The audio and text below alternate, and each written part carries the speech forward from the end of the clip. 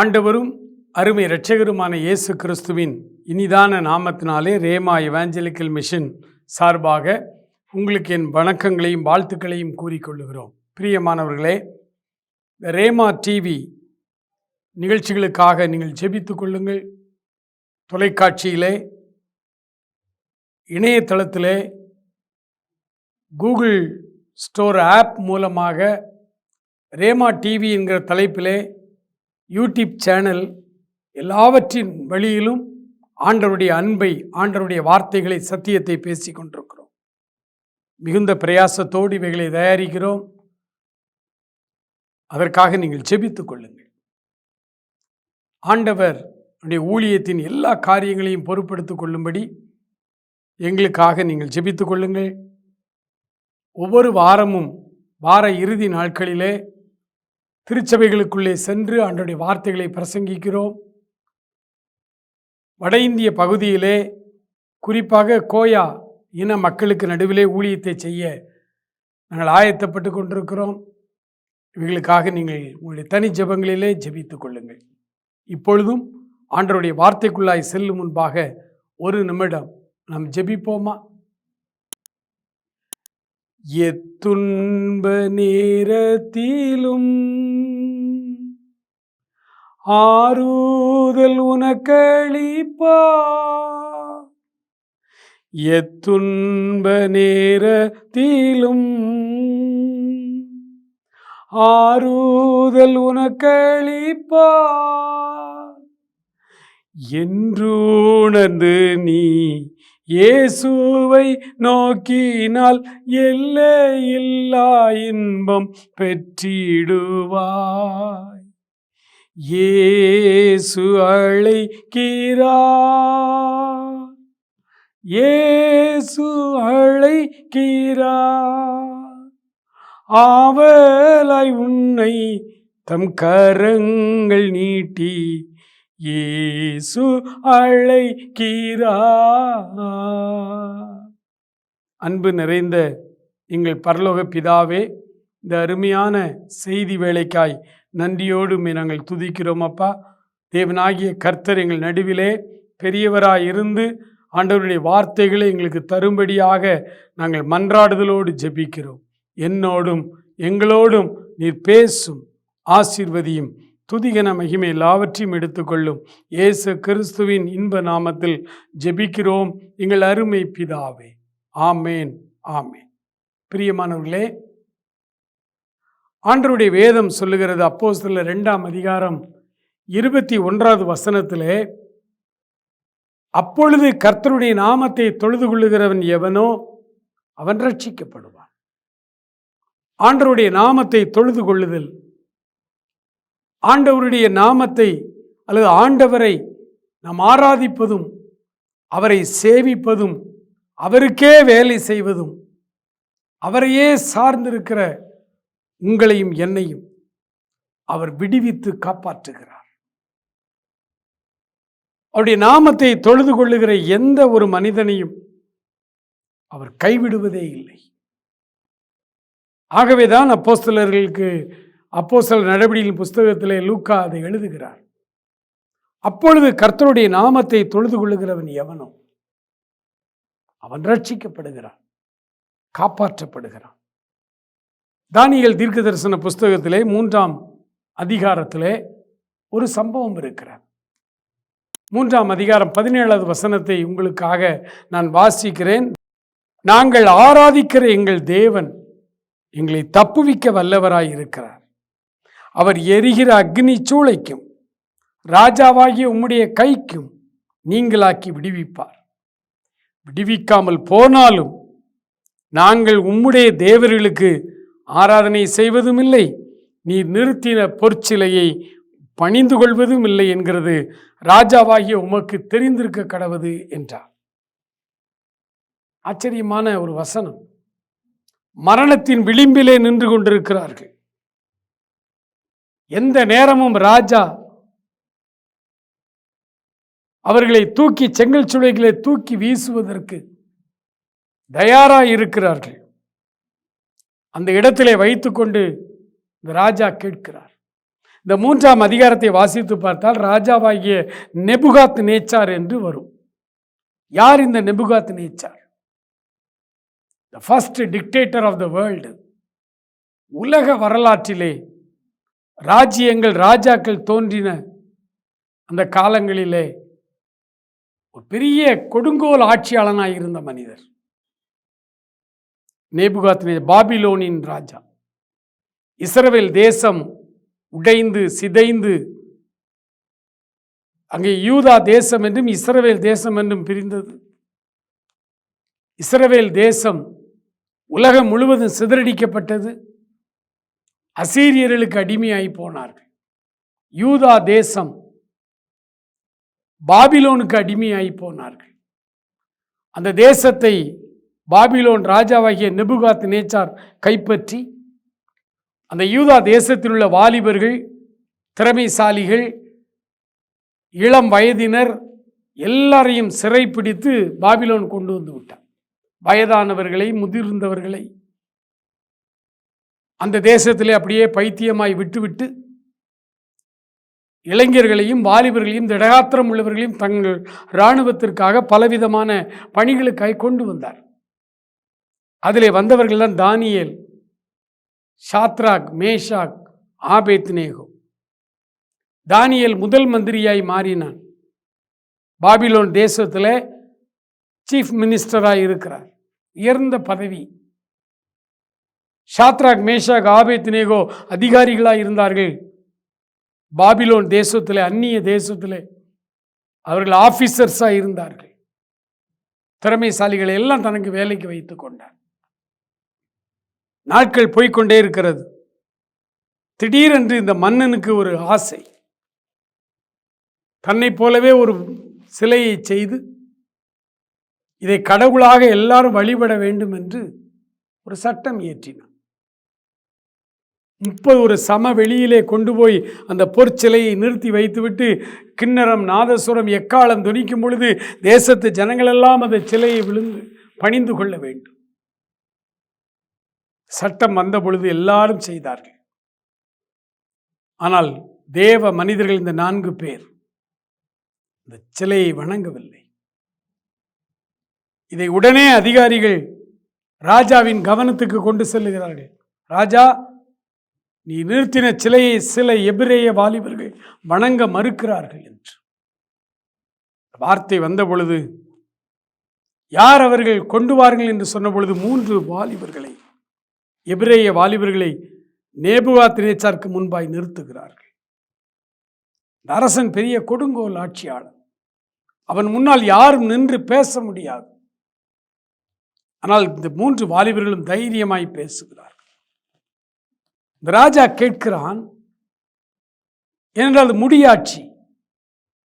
அங்கே யாரும் யாருக்காகவும் பரிந்து பேச முடியாது. ராஜா என்ன நினைக்கிறானோ அதை தான் செயல்படுத்துவான். அந்த அளவுக்கு உக்கிர கோபம் கொண்ட ராஜா கேட்கிறான் ஒரு வார்த்தை, என் கைக்கு உங்களை தப்புவிக்கிறது யார்? இவ்வளோ தைரியமா நீங்கள் பொற்சிலையை வணங்காமல் இருக்கிறீர்களே, நான் ராஜா, எனக்கு எவ்வளவு அதிகாரம் இருக்கிறது, என் கைக்கு உங்களை தப்புவிக்கிறவர்கள் யார்? ராஜா நினைத்து கொண்டான், நான் தான் எல்லாம், என்னை விட்டால் வேறு வழி இல்லை இவர்களுக்கு, நான் சொல்வதை கேட்டுத்தான் ஆக வேண்டும். ஜனநாயக நாட்டில் கூட சில நேரங்களில் இப்படிலாம் பேசுகிறாங்க. கொடுங்கோல் ஆட்சிக்கு நேராக ஜனநாயகத்தை வழிநடத்துகிறவர்களும் உண்டு தேசத்தில். ஆனால் இங்கே அவன் கொடுங்கோல் ஆட்சியாளனே. என் கைக்கு தப்பு வைக்கிற அளவுக்கு பெரிய ஆள் யார் இருக்கா? அதை என்னை விட பெரியவன் யார் என்கிற அகந்தை, அகம்பாவம். அந்த வசனத்தை நம்ம வாசித்து விடலாம். தானியேல் 3ஆம் அதிகாரத்திலே 16வது வசனம் மிக அழகாய் சொல்லுகிறது. சாத்ராக், மேஷாக், ஆபேத்நேகோ என்பவர்கள் ராஜாவை நோக்கி, நேபுகாத் நேச்சாரே, இந்த காரியத்தை குறித்து உமக்கு உத்தரவு சொல்ல எங்களுக்கு அவசியமில்லை. ராஜா கேட்கிறான் அதுக்கு முந்தின வசனத்தில், என் கைகளுக்கு உங்களை தப்புவிக்கிற தெய்வம் யார்? ஏன்னா என் கைக்கு உன்னை தப்பி வைக்கணும், அந்த ஆள் என்னை விட பெரிய ஆளாக இருக்கணும், கடவுளாய்த்தான் இருக்கணும். அப்படி ஒரு கடவுள் இருக்கிறாரா? நான் தான் என் கடவுள். இந்த வார்த்தை வந்த பொழுது 3 இளம் வாலிபர்கள் சொன்னார்கள், நாங்கள் இந்த காரியத்தை குறித்து உமக்கு உத்தரவு சொல்ல எங்களுக்கு அவசியம் இல்லை. நாங்கள் ஆராதிக்கிற எங்கள் தெய்வம் எங்களை ரட்சிக்க வல்லமை உள்ளவராயிருக்கிறார். நாங்கள் ஆராதிக்கிற எங்கள் தெய்வம் எங்களை விடுதலை செய்ய வல்லமை உள்ளவராயிருக்கிறார். இந்த வார்த்தைகளை இவ்வளவு துணிவாக அவர்கள் ஏன் பேசுகிறார்கள் தெரியுமா? அப்பொழுது கர்த்தருடைய நாமத்தை தொழுது கொள்ளுகிறவன் எவனோ அவன் ரட்சிக்கப்படுவான், காப்பாற்றப்படுவான், விடுதலை செய்யப்படுவான். அந்த வார்த்தையை எடுத்துத்தான் பேசுகிறார். நாங்கள் ஆராதிக்கிற தெய்வம் எங்களை விடுவிக்க வல்லவராயிருக்கிறார். விடுவியாமற் போனாலும் நீ நிறுத்துகிற பொற்சிலையை வணங்க வேண்டும் என்று எங்களுக்கு அவசியம் இல்லை. நாங்கள் அதை செய்ய முடியாது. ஏன் அந்த வார்த்தையை சொல்லுகிறார்கள்? அவிசுவாசமா? நாங்கள் ஆராதிக்கிற தெய்வம் எங்களை விடுவிக்க வல்லவராய் இருக்கிறார் சொல்லிட்டாங்க. பிறகு என்ன? விடுவிக்காமல் போனாலும் இங்கேதான் கிறிஸ்தவத்தை நீங்கள் விளங்கிக் கொள்ள வேண்டும். ஆண்டவர் இந்த 3 பேரையும் எரிகிற அக்கினி சூளைக்கு பாதுகாக்க தப்புவிக்க வல்லவராய் இருக்கிறார்.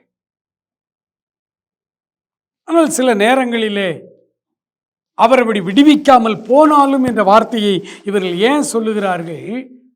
ஆண்டவர் இதோடு எங்கள் வாழ்க்கை முடிகிறது, இந்த உலக வாழ்க்கை முடிகிறது என்று வைத்திருப்பாரானால் நாங்கள் இந்த அக்கினி சூளையிலே எரிந்து சாம்பலாகி விடுவோம் என்றால் என்ன பொருள்? அடுத்த வினாடி நாங்கள் சேவிக்கிறவரும் எங்களை ஆட்கொண்டு வருமாகி இயேசுவின் மார்பிலே சாய்ந்திரும், நித்திய மகிழ்ச்சியிலே அது எங்களுக்கு போதும். அதற்காய்த்தானே வாழ்ந்து கொண்டிருக்கிறோம். இந்த உலகத்திலே நாம் எதற்காய் வாழ்ந்து கொண்டிருக்கிறோம்? ஆண்டவரோடு என்றென்றைக்கும் சென்று அரசாள வேண்டும், அவருடைய மார்பிலே சாய்ந்திருக்க வேண்டும், அந்த நித்திய பேரின்பத்தை கண்டுகொள்ள வேண்டும். அதற்காகத்தானே நம் கிறிஸ்தவ வாழ்க்கை வாழ்ந்து கொண்டிருக்கிறோம்.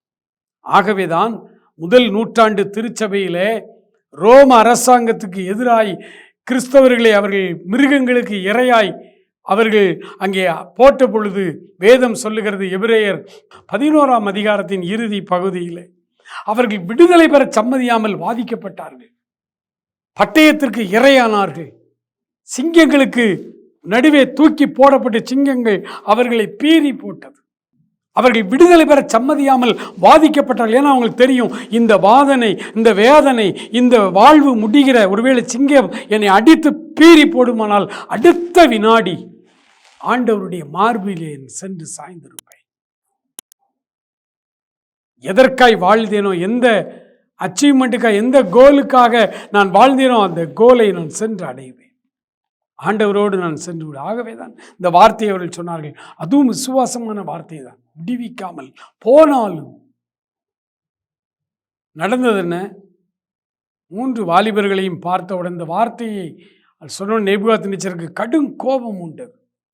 அக்னி சூளை 7 மடங்கு அதிகரிக்க சொன்னான். பலசாலியான இராணுவ வீரர்கள் இந்த 3 பேரையும் கட்டி தீக்குள்ளே தூக்கி போட்டார். செங்கல் சூளையினுடைய வாசலை திறந்த அடுத்த வினாடி அந்த பலசாலியான இராணுவ வீரர்கள் செத்து போனார்கள், வெப்பம் தாழாமல். ஆனால் உள்ளே தூக்கி போடப்பட்ட 3 வாலிபர்களும் அந்த நெருப்பிலே உலாவி வந்தார்கள். நெருப்பு அவர்களை ஒன்றுமே செய்யவில்லை. ராஜா பார்க்கிறான், 4ஆவதாய் ஒரு ஆள் அங்கே உலாவுகிறார். என கருமையானவர்களே, குஜராத் மாநிலத்திலே அருமையான ஒரு சகோதரனும் மனைவியும் 2 பிள்ளைகளும் மிஷனரிகளாக பணி செய்து கொண்டிருந்தார்கள். இப்பொழுதும் அங்கே பணி செய்து கொண்டிருக்கிறார்கள். இந்த குஜராத் மாநிலத்திலே மகாராஷ்டிரா மாநிலமும் குஜராத் மாநிலமும் இணைகிற அந்த பகுதியிலே புலிகள் நிறைந்த காடு. அந்த கிராமங்களுக்கு, அந்த மலை கிராமங்களிலே ஊழியம் செய்தார்கள். கப்ரடா தாலுகா, அந்த தாலுகாவிலே 72 கிராமங்கள். இந்த 72 கிராமங்களிலும் இன்றைக்கு ஆராதனை குழுக்கள் இருக்கிறது. 10க்கும் அதிகமான ஆலயங்களை உருவாக்கினார்கள். 45,000 பேர் ஆண்டவருக்காக ஞானஸ்நானம் எடுத்து கிறிஸ்தவர்களாய் வாழ்ந்து கொண்டிருக்கிறார்கள். கப்ரடா தாலுகாவிலே. அந்த தாலுகாவுக்கு 2 முறை நான் கன்வென்ஷன் கூட்டம் நடத்துவதற்கு நான் போயிருந்தேன். அந்த பகுதியிலே ஊழியம் செய்த மிஷினரி அந்த அண்ணன் சொன்னார், நிறைய எதிர்ப்புகள், கிராமங்களிலே கல்லை கொண்டு எறிவார்கள். நிறைய நாள் காயப்பட்டிருக்கிறேன். பல கிராமங்களிலே அடித்து விரட்டுவார்கள். ஒரு முறை ஒரு கிராமத்திலே நாங்கள் ஊழியம் செய்து கொண்டு வெளியே வரும்பொழுது கிறிஸ்தவ எதிர்ப்பாளர்கள் எங்களை சூழ்ந்து கொண்டு கத்தியால் என்னுடைய வயிற்றிலே குத்தினார்கள். கொலை செய்யும் நோக்கத்தோடு எங்கள் 2 பேரையும் சட்டையெல்லாம் கிழித்து எங்களை விரட்டினார்கள். காவல் நிலையத்துக்கு அழைத்து வந்தார்கள். அந்த கப்ரடா தாலுகா காவல் நிலையம், அந்த நிலையத்திற்கு நாங்கள் என்னை அழைத்து சென்று காண்பித்தார். இந்த மரத்துக்கடியில் தான் அந்த காவல் நிலையத்துக்கு வெளியே நான் நின்று கொண்டிருந்தேன். வெயில். அன்றைக்கு எந்த மரமும் இல்லை. காலையிலிருந்து இன்ஸ்பெக்டர் உள்ளே தான் இருந்தார். ஆனால் கேஸ் எடுக்கவே இல்லை. என்னிடத்தில் என் வயிற்றிலே கத்தி குத்தி இரத்தம் வழிந்து கொண்டிருக்கிறது. மேலெல்லாம் காயம். இரத்த காயத்தோடு நானும் என் மனைவியும் இந்த இடத்துல நின்று கொண்டிருக்கிறோம். சாயங்காலம் 4 மணிக்கு எங்களை உள்ளே அழைத்தார்கள். அப்பொழுதும் எங்கள் 2 பேரையும் உட்கார வைக்கவில்லை, நின்று கொண்டே இருந்தோம். எங்களை தீவிரவாதிகள் என்று சொல்லி எஃப்ஐஆர் எங்கள் மேல் எங்களுக்கு விரோதமாய் பதிவு செய்தார்கள். ஆனால் கடவுள் எங்களை காப்பாற்றி கொண்டு வந்தார் என்று சொன்னார். இப்போ நான் அந்த அண்ணனிடத்தில், எனக்கு அண்ணன் முறைதான், அண்ணனிடத்தில் கேட்டேன், அவர்கள் உங்களை இவ்வளவு தூரம் அடித்து துன்புறுத்தும் பொழுது எப்படி இந்த வலிகளை எல்லாம் தாங்கிக் கொண்டீர்கள்? பயம் இல்லையா உங்களுக்கு என்றெல்லாம் நான் கேட்டேன். அப்போ அவர் சொன்னார், ஷாத்ராக், மேஷாக், ஆபேத்நேகோ எரிகிற 7 மடங்கு அதிகமாக்கப்பட்ட நெருப்பிலே தூக்கி வீசப்பட்டார்கள். அவர்கள் அப்படியே உலாவி வந்தார்கள் என்று சொல்லப்பட்டிருக்கிறது. பிரதர், நானும் பயந்து கொண்டுதான் இருந்தேன். என் மேலே கற்கள் வந்து மோதியது. என் தலையிலே ஒரு கல் பட்டு இரத்தம் வழிய ஆரம்பித்தது. 10-15 பேர் சூழ்ந்து கொண்டு என்னை அடித்தார்கள். ஒருவன் கத்தியால் என்னை குத்தும் போது வந்த பொழுது ஏசப்பா என்று ஒரு வார்த்தை சொன்னேன். ஏசப்பா என்கிற வார்த்தையை நான் சொல்லுவதற்குள் கத்தியால் என்னை குத்தி விட்டான். கத்தி உள்ளே இறங்கும் பொழுது வலி. ஆனால் அடுத்த வினாடி என் உடம்புல எந்த வலியும் இல்லை. அடுத்த வினாடி ஏசப்பா என்று சொல்லி முடித்த அடுத்த வினாடி எந்த வலியும் இல்லாமல் ஆண்டவருடைய வல்லமை என் மேல் ஒரு மேகம் போல இறங்கி வந்ததை நான் உணர்ந்தேன். காலையிலிருந்து சாயங்காலம் வரை காவல் நிலையத்துக்கு முன்னே நானும் உங்கள் அண்ணியும் நின்று கொண்டே இருந்தோம். இயல்பான மனிதர்களால் அப்படி பகல் முழுவதும் நிற்க கஷ்டம். இத்தனை வேதனைகள், அடிகள், அதற்கு நடுவிலே நாங்கள் நின்று கொண்டிருந்தோம். ஒரு தெய்வீக பலன் எங்களை மூடியது. நாங்கள் அந்த நிமிஷத்தில் இந்த சரீரம் இந்த உலகத்துக்குரியது அல்ல, வேறொரு வல்லமை எங்களை மூடி இருக்கிறதை உணர்ந்தோம். அப்பொழுதுதான் தானியேல் புஸ்தகத்தில் எழுதப்பட்ட அந்த சம்பவத்தை இந்த காவல் நிலையத்துக்கு முன்னே நின்று நான் உணர்ந்து கொண்டேன். தீக்குள்ளே எரிந்து உள்ளே போட போது கொண்டு போன இராணுவ வீரர்கள் செத்து போனார்கள். அவ்வளோ வெப்பம். ஆனால் உள்ளே போடப்பட்ட பிள்ளைகள் 3 பேர் அப்படியே அந்த அக்னியிலே உலாவி வந்தார்கள். 4வதா இயேசு கிறிஸ்து உலாவி வந்தார். என் பக்கத்திலே இயேசு நின்று இருக்கிறார் அன்று. என் உடம்புக்குள்ளே கத்தி உள்ளே நுழைகிற அந்த வினாடியிலே இயேசு என்னை தன் மகிமையால் மூடிக்கொண்டார். எனக்கு எந்த வலியும் இல்லை. முதல்ல எரியும் பொழுது வலித்தது, முதல் கல் என் மேல் படும் பொழுது வலித்தது, அவ்வளவுதான். அன்பானவர்களே, நாங்கள் ஆராதிக்கிற எங்கள் தேவன் எங்களை விடுதலை செய்ய வல்லவராயிருக்கிறார். விடுவிக்காமல் போனாலும் நீ நிறுத்தின பொற்சிலையை நாங்கள் வணங்க முடியாது. எனக்கு அன்பானவர்களே, ஆண்டவருக்காக வைராக்கியமாய் இருக்கிற ஷாத்ராக், மேஷாக், ஆபேத்நேகோ போன்ற பக்தர்கள் இன்றைக்கும் நம்முடைய இந்தியாவிலே வாழ்ந்து கொண்டிருக்கிறார்கள், ஊழியம் செய்து கொண்டிருக்கிறார்கள். வட இந்தியாவிலே ஊர் பேர் தெரியாத இடங்களிலே மறைந்திருந்து பல கிராமங்களை ஆண்டவருக்காய் ஆயத்தப்படுத்தி கொண்டிருக்கிறார்கள். அன்பான தேவ ஜனமே, அவருடைய நாமத்தை தொழுது கொள்ளுகிற ஒருவரையும் அவர் கைவிடுவதில்லை. ராஜா ஒரு கட்டளை போட்டான். முதல் மந்திரியாய் தானியேல் இருக்கிறார். ராஜாவின் கட்டளை இன்றிலிருந்து 30 நாள் ராஜாவை தவிர வேறு யாரையும் வணங்கக்கூடாது என்று ஒரு சட்டம். தானியேல் முதல் மந்திரி. அந்த சட்டம் இயற்றப்படும் சட்டத்துக்கு கையெழுத்து வைத்தது கூட தானியேலுக்கு தெரியும். அரசாங்கத்தில் தானே இருக்கிறார். அந்த அந்த சட்டத்திற்கு கையெழுத்து வைக்கப்பட்டது என்று தெரிந்தும் தானியேல் ஒவ்வொரு நாளும் 3 முறை கிழக்கு பக்கமான ஜன்னலை திறந்து வைத்து எருசலேமுக்கு நேராய் முழங்கால் படியிட்டு ஜெபித்து கொண்டிருந்தார். அதை தொழுகை என்று வேதம் சொல்லுகிறது. அது ராஜாவுக்கு தெரியும். தானியேல் தங்கள் தெய்வத்தை, யெகோவா தெய்வத்தை தான் வணங்குவார் என்று ராஜாவுக்கும் தெரியும். ஆனால் ராஜாங்கத்தில் நடக்கிற இந்த காரியங்களிலே ராஜா ஒரு அளவுக்கு மேலே ஒன்று செய்ய முடியவில்லை. மந்திரிமார்கள் எல்லாரும் சொன்னார்கள், ராஜாவே, உம்முடைய சட்டத்தை ஒருவன் மதிக்கவில்லை, அவனை கொலை செய்ய வேண்டும் என்று சொன்னார்கள். ராஜாவுக்கு தெரியும் தானியேல் தான் என்று. ஆனால் சட்டம் அதை ஒன்று செய்ய முடியாது. ஆகவே ராஜாவை தானியேலை சிங்க கெபியிலே தூக்கி போட வேண்டும் என்கிற அந்த நேரம் வந்தது. ராஜாவுக்கு துக்கம்தான். ராஜாவுக்கு தானியேலை நன்றாய் தெரியும். ஆனாலும் வேறு வழி இல்லை. சட்டம் நிறைவேற்றப்பட்டது. தானியேலை தூக்கி சிங்கக்கபியிலே போடுகிறார்.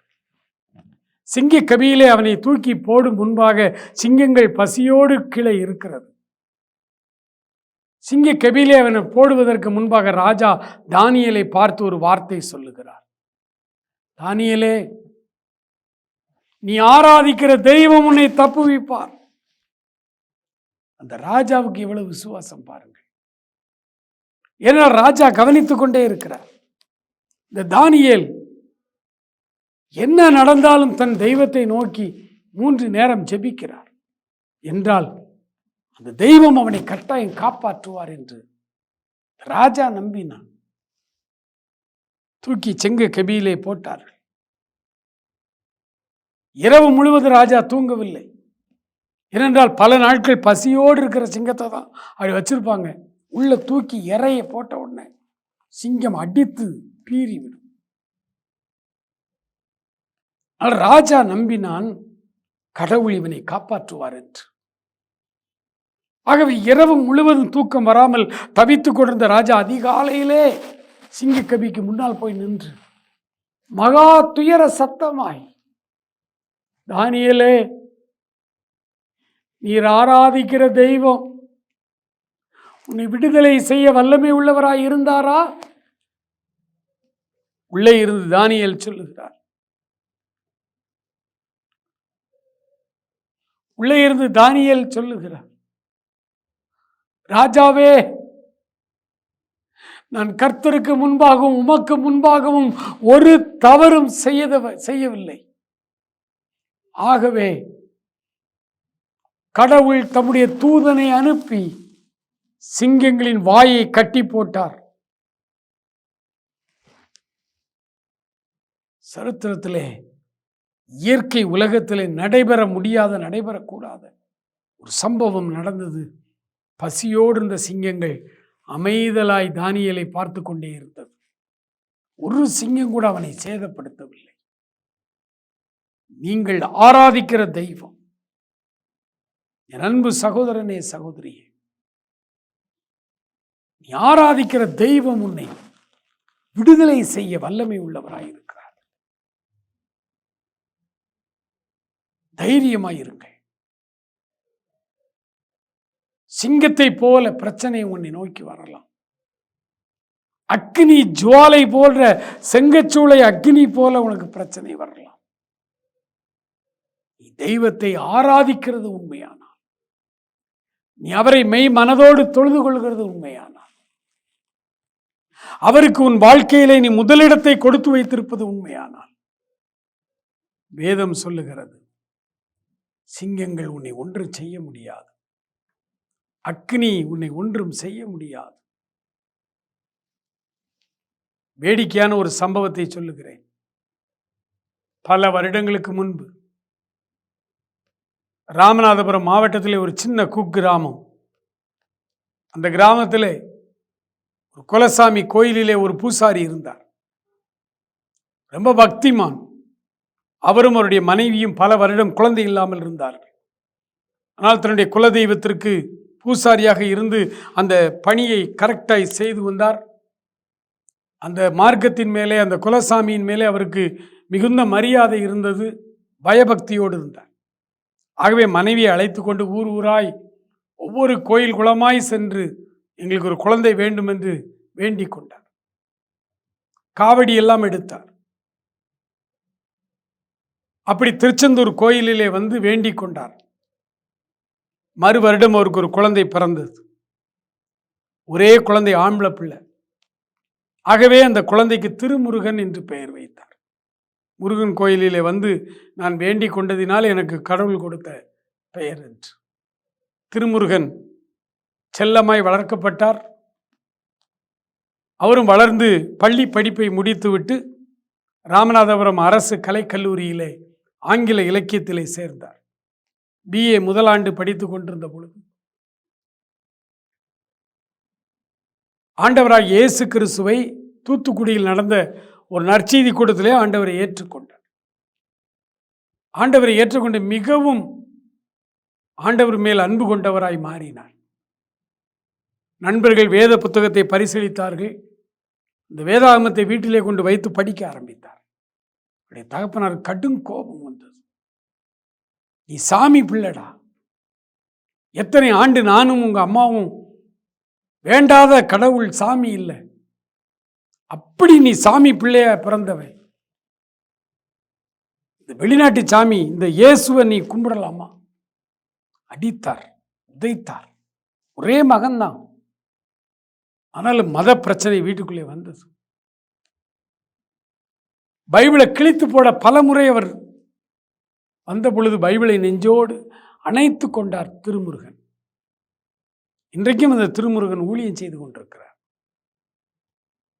அவ்வளவு ஒரு கொடுமையான ஒரு காலகட்டம் அவருடைய வாழ்க்கையில். ஒரு நாள் தகப்பனார் பார்த்தார், மகனை திருத்தவே முடியலையேன்னு சொல்லி ஒன்னு சொன்னா, டேய், இந்த தெய்வத்தை நீ கும்பிடக்கூடாது, இந்த புஸ்தகத்தை நீ படிக்கக்கூடாது. கிறிஸ்தவன் தீக்குள்ள போட்டாலும் வேக மாட்டான்டா. கிறிஸ்தவனை தீயில போட்டாலும் அவன் நெஞ்சி வேகாது, அதனால தான் நம்மளை புதைக்கிறாங்க அப்படின்னாராம். அப்போதான் இந்த திருமுருகன் தானியேல் படிக்கிறார். ஆச்சரியம், உண்மைதான். தீக்குள்ள போட்டால் நாங்கள் வேக மாட்டோம். எனக்கு அன்பானவர்களே, நாம் ஆராதிக்கிற தெய்வம் நம்மை விடுதலை செய்ய வல்லமை உள்ளது. இன்னைக்கு உனக்கு என்ன விடுதலை வேண்டும்? சரீர பிரகாரமான விடுதலையா? ஆவிக்குரிய விடுதலையா? என்ன விடுதலை வேண்டும்? ஆண்டவருடைய சமூகத்திலே ஜெபிப்போம். ஆண்டவர் இப்பொழுது உங்களை விடுதலை செய்ய போகிறார்.